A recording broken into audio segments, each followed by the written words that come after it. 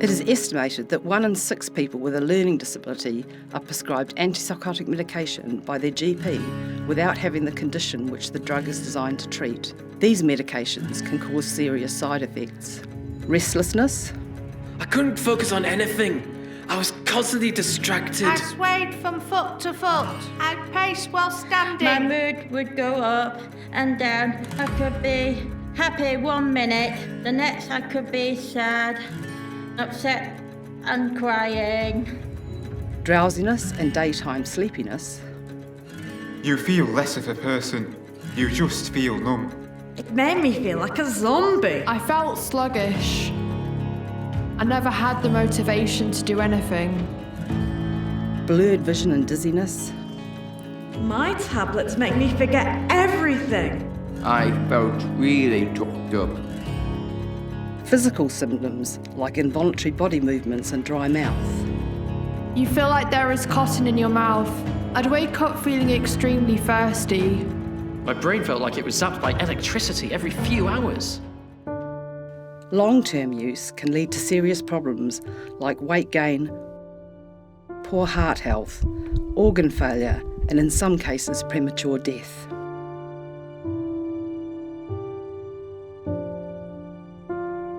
Let's hear from Andrew about his experience. Andrew was given an antipsychotic medication to help with his anxiety. The first day I took medication was the worst day of my life. It kicked in quickly.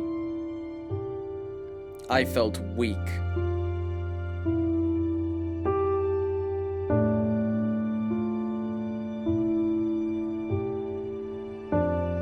I couldn't get off the sofa. I couldn't move. But I felt a rush of anxiety. My brain was in overdrive, but I was locked in. Ah! Oh. Andrew would jump at any little sound, even the ones he made himself. The next day I took half a tablet. The lower dose was easier, but I still couldn't focus. People didn't understand and told me there's nothing to panic about. I was exhausted and yawned constantly. I worried that people would think there was something wrong with me. One of the things that helped was exercise. Even just moving my body helped. I spent time on things I enjoyed. Things I could focus on, like colouring.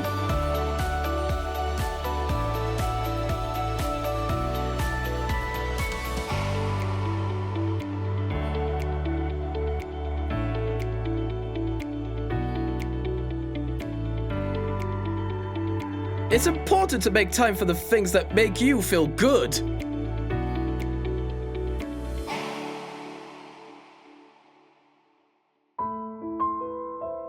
When Farah was discharged from hospital back to her own home, she was prescribed a high level of antipsychotic medication for behaviour deemed challenging. The family were keen to reduce this. They started by reducing lorazepam and diazepam. Farah had been on this medication since she was 13, so it had to be slowly reduced. It took 2 years to stop the medication completely. Farah used to sleep on and off throughout the day.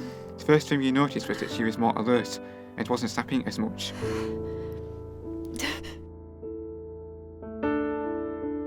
Farah never initiated conversation, but she'd answer questions with a yes or no. One day, she came and sat with me. She'd never done this before. Blah, blah, blah, blah, blah, blah, blah, blah, blah, blah, blah, blah, blah, blah, blah. As months went on, Farah started talking. It started with little bursts. Oh, I forgot to do this equation. Surprise! Oh, hi Farah. What are you doing here? I wanted to see what you were up to. What's that you're working on? Oh, it's my maths homework. Maths homework? Pfft. What a load of rubbish. Wait, are we going to McDonald's today? Well, yeah, but... I want to go to McDonald's now! What's for dinner? Are we there yet? Farah will now seek you out, tell you what's on her mind, or ask questions.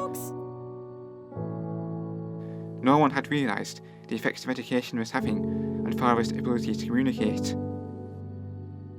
Many people can't tell us what they are experiencing.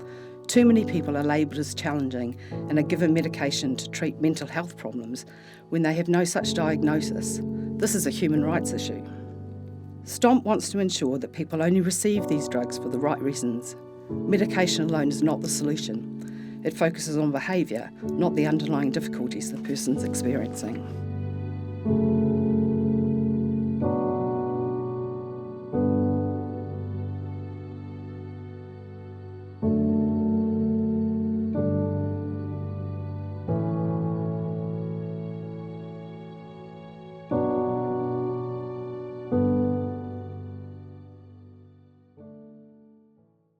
Hi, I'm Bev Murphy and I'm the Head of Practice for United Response, a national charity supporting people with learning disability and autism. Hi, I'm Kate and I am the filmmaker of this STOMP project film you're watching now. It's been a real pleasure to work with you, Kate. I'm so glad that you agreed for us to do this kind of this bit at the end, because you're also a person that has real experience of the things that we talked about. And when you and I first talked about doing this, your passion about the subject became kind of really obvious, and that comes through in the filmmaking as well. Okay, so the first question would be is, well, I suppose for everybody, is what can we all do to stomp out medication? So I think the main thing is to recognise when medication's being used to manage people's behaviour. And quite often medication's been around for a long time and people don't necessarily recognise that that's what it's for. People might think it's for medical issues or epilepsy or those sorts of things. But actually recognising that medication's being used in that way is really important. And once we do that, we have to start thinking about what other things that we can do, what proactive things can we do that actually help the person to kind of manage in their environment or change their environment so that they don't need to use that behaviour and therefore they don't need the medication. It's basically like getting to know the person before you actually judge them. So it's like if we support somebody to go to a park, for instance, they get very upset for some reason and they're like, I don't want to do this anymore, they lose that motivation, and then it's like, okay, I need to do a hypothesis. I need to understand that this person's upset, but I need to find out why. So it could be possible triggers. So it could be like, it happened on a Saturday, it's where all the kids were around, there was no school, and it was happening at 9 o'clock in the morning, and there was probably like dogs around, it was very noisy. So it could mean that you could take away that trigger by going, what if we do it on, not a Saturday, but we could do it like on a different day, where the kids aren't around. So then it's like you try that route, and if it works, that's awesome. And if it doesn't work, we'll have to like try something else. That's fantastic. You've just described something that we teach our staff and we encourage all of our staff to think about, and that's positive behaviour support. And so you've just described that in a nutshell, which is fantastic. But it is really about, as you say, getting to know people and looking for what it is that's making it work, making the behaviour happen, because actually, people are doing it because there is something wrong, because something's not working for them. And so you're absolutely right. The key is to get to know people and then to kind of look at what we can do to support people differently so that those things aren't problems anymore. So then it's like, even if they have to have medication as like the last resort, what would be the side effects to look out for? So the side effects of medication are kind of different depending on the medication and depending on the individual. So there's a whole range of different things that people might experience. And so people might become really anxious, people might become tired, people might, kind of put on weight, not be able to sleep, or, kind of feeling drowsy all day. People might, start to suffer from kind of other kind of issues like, stomach upsets and all those sorts of things. But actually, if someone goes on to medication, then we should be asking for information about what the possible side effects are, and then we should be looking out for those things to see whether they are actually happening, and then going back and saying, what can we do about that? It's funny you actually mentioned those things, because a few years ago I was given a diagnosis of anxiety and depression. So I was given risperidone, I was also given citalopram, and I was given 2 doses of it per day, so it's like 1 in the morning and 1 in the evening. Not only was I gaining weight, but I was really becoming more anxious, I was crying a lot more, And I was literally so tired. I was literally trying so hard to sleep at night, but I was like, this is robbing me of my sleep. I even told my parents this, like, this is robbing me of my sleep. So then my parents had to go to the doctor and go, this isn't working, is there a way to reduce this? So obviously they had to reduce it from that point on.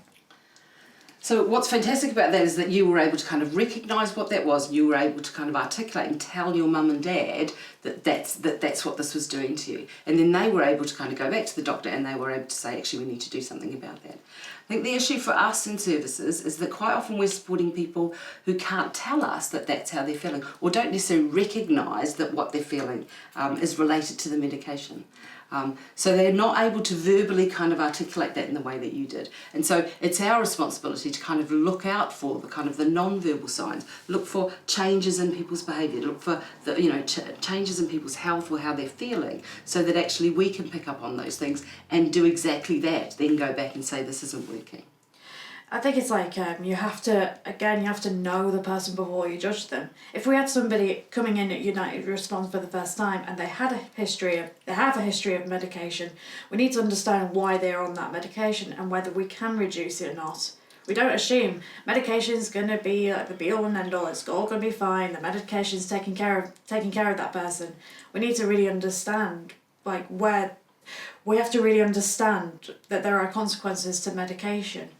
Yes, absolutely. And you know, it might be something that we need to use in an emergency situation, or, you know, there might be a kind of person going through a really difficult time, or, you know, things might be really difficult, and we might have to use it for a short period of time to help someone to manage their behaviour or be in a particular situation. But the key is to make sure that that's not seen, as you described there, a long-term solution. That actually what we do is say, okay, we need to do that for now, but as quickly as possible, we start looking for all of those other things that we can do that aren't medication, that are actually about improving the person's quality of life or helping them to cope in difficult situations so they don't need to take the medication going forward.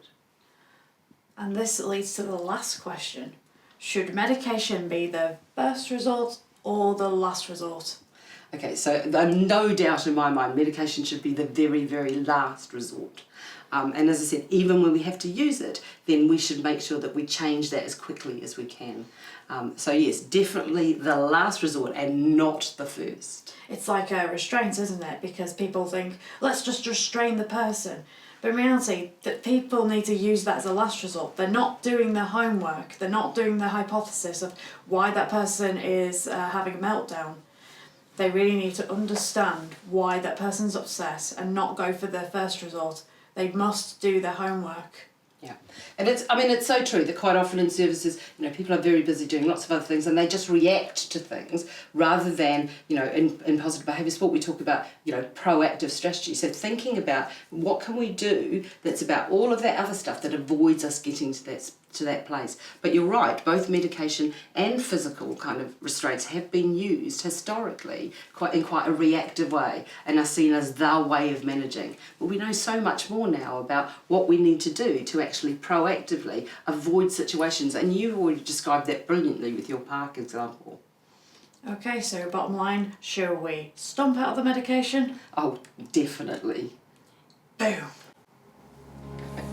So if the discussions that we've had in the video that you've seen today, if that helps you to think a bit more about medication, either that you're on or someone that you know that's being used to manage people's behaviour, then we'd encourage you to look at the links that follow and follow up a bit more on the STOMP campaign and see what you can do to stomp out medication.